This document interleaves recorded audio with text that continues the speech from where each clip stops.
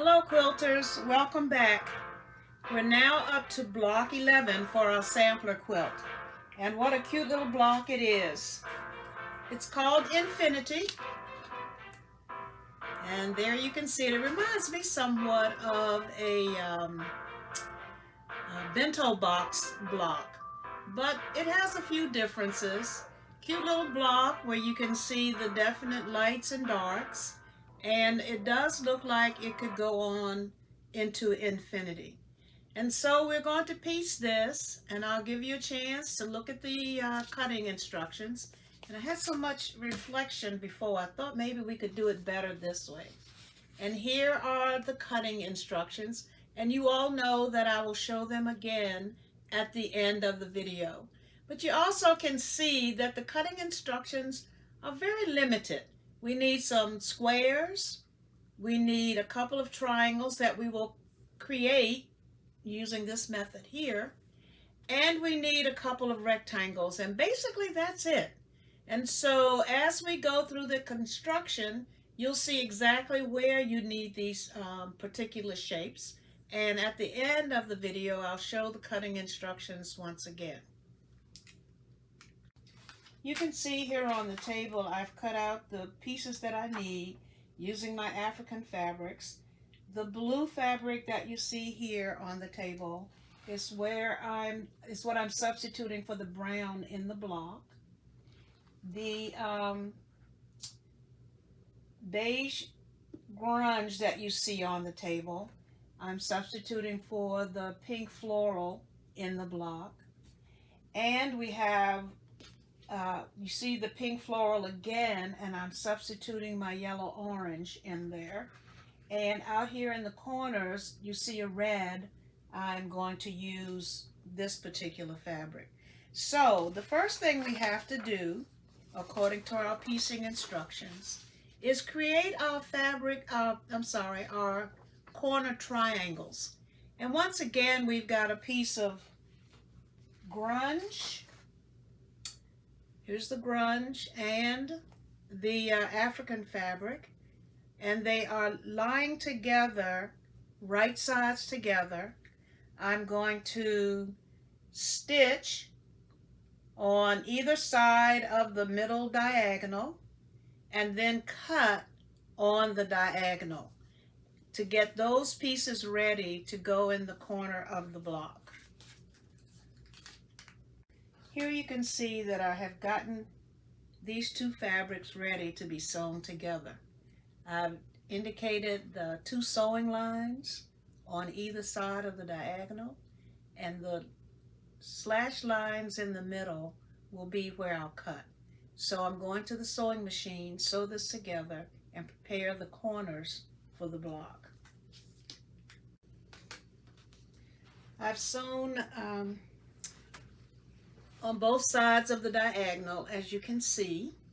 And now all that's left is for me to cut this out right down the middle on the diagonal. And I will have the two corners,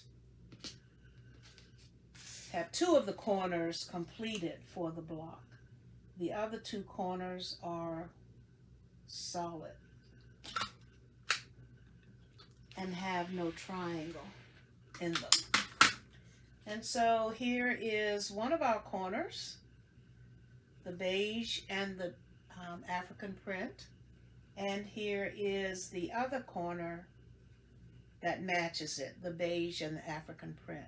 And I need to take these to the ironing board, iron these, and then we can move on with the completion of the block. Now I've decided to put our block together in rows, and so I'm going to start with the first row. And if you'll notice, there's our the unit that I just made with part of the African fabric, part of the grunge. Here I need a grunge square. It's 3.5 by 3.5. And here I have a rectangle that's out of the blue African fabric. And I'm going to sew those three units together, and I will have completed the top row. Here we go. and I will have completed the top row of the block. I've completed sewing row 1. There's our corner. Then I needed a 3.5 by 3.5 inch square next to the corner. And then I needed a rectangle that is 3.5 inches by 6.5 inches out of our blue African print. Now I've set out row 2, and I want you to look at row 2 carefully. Row 2, going from my right to my left, has a 3.5 by 3.5 inch square cut out of the grunge, and the grunge here is the same as the floral that you see there.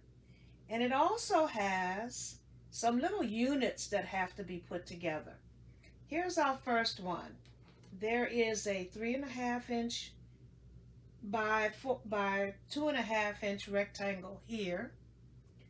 There is a 2 inch by 2 inch square of our blue fabric and a 2 inch by 2 inch square of our beige fabric. The next unit has a 2 by 2 inch square of the yellow gold African fabric. We have the same size square of the blue African fabric, the yellow gold again, and the beige. All of these squares are 2 inches by 2 inches. And then out here on the end to finish that row is another 3.5 by 3.5 inch square. So in order to sew this together, the first thing I have to do is make these units. I'm going to start with the first one, this unit right here, and I need to sew these 2 squares together. This beige square has to be sewn to the blue square. So I'll go to the sewing machine and do that. Once I've sewn those 2 together, the next thing I'm going to do is sew this rectangle onto them, and that will be one of our units completed. Here's the unit completed. I've sewn the blue 2 by 2 square onto the beige 2 by 2 square, and on the side I have attached the 2 inch by 3.5 inch rectangle, and that completes one of the units. I need to also mention, I haven't said much about pressing, but please know that when you put this block together, you really have to press as you go. For instance, I had to press that seam allowance right there when I sewed the 2 squares together before I could attach the rectangle on the side. And you will have to do that throughout, is press as you go. Okay, there's this little unit, and we are following our directions that come with the quilt, quilt block. This is the unit that I just completed right here. Now I'm moving over to this one, and it has 3 of the squares. It has 4 squares in it. There are no rectangles in that unit. And so look at what I have here on the table. The gold and blue square, and they are diagonally across from each other. And then I have the blue and beige square. They are diagonally across from each other. And that's what you see on here. Probably easier to show you this. Once again, right here. Notice that these are diagonally across from each other. On the table, on the sheet, you see them in pink.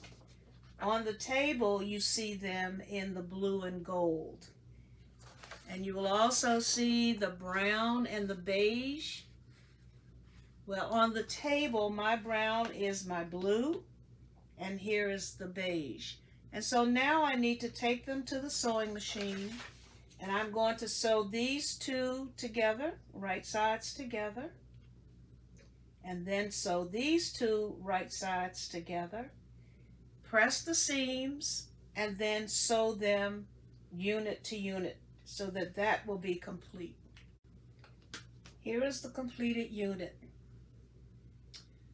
And notice all the seams are pressed, and I'm ready to join everything to make the second row of the block.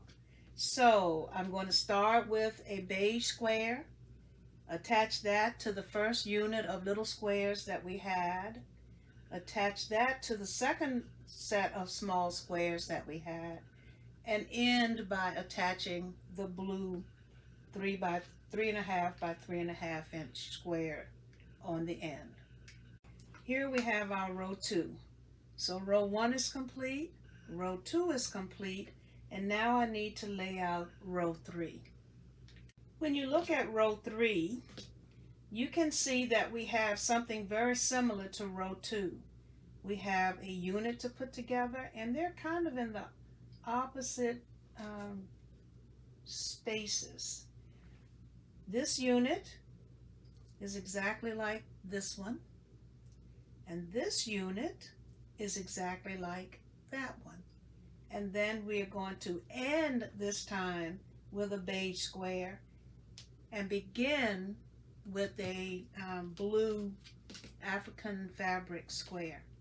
So I need to put these units together as I did in row 2, and then sew the units with one to the other and attach the squares on the ends to complete row 3. Row 3 is now complete, and you can see exactly what I did with putting the little squares together, and I followed the pattern or the instructions that are on our sheet to do that.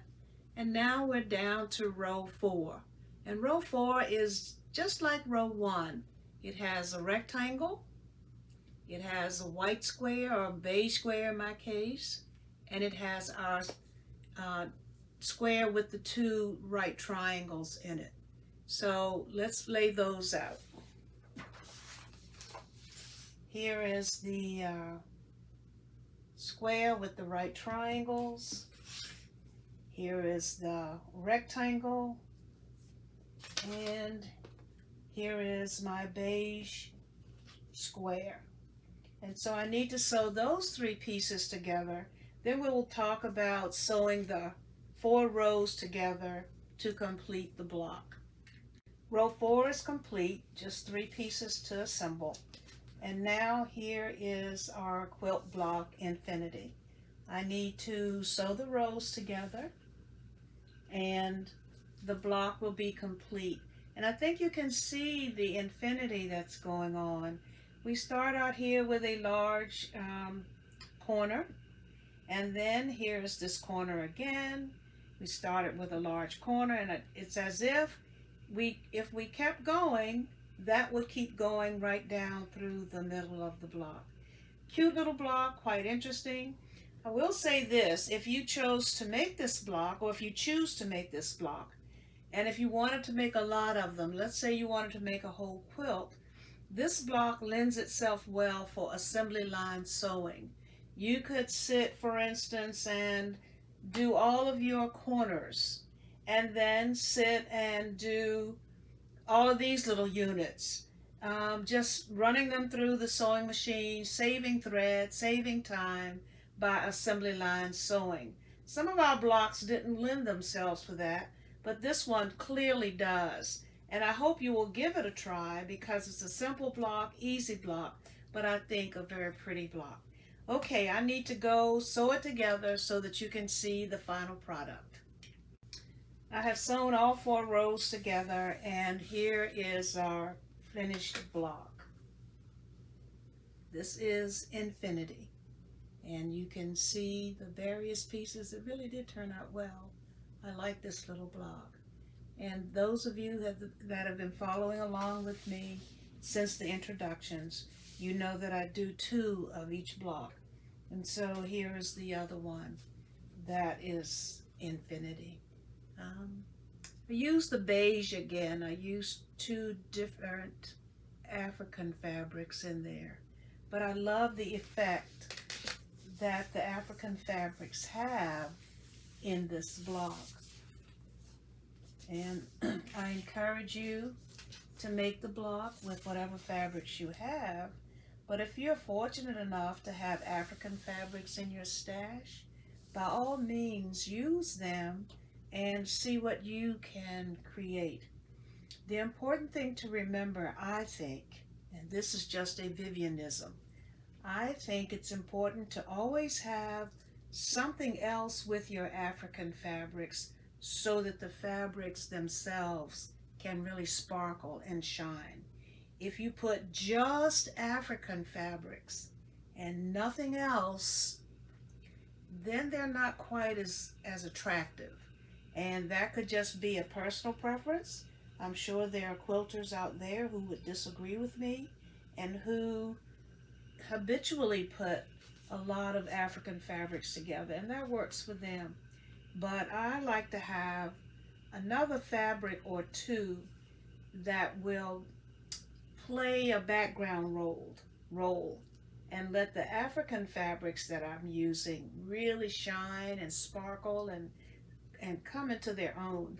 You have no trouble seeing the African fabrics in these blocks. And that's because there is that beige fabric that helps them to stand out and to sparkle. And I like that.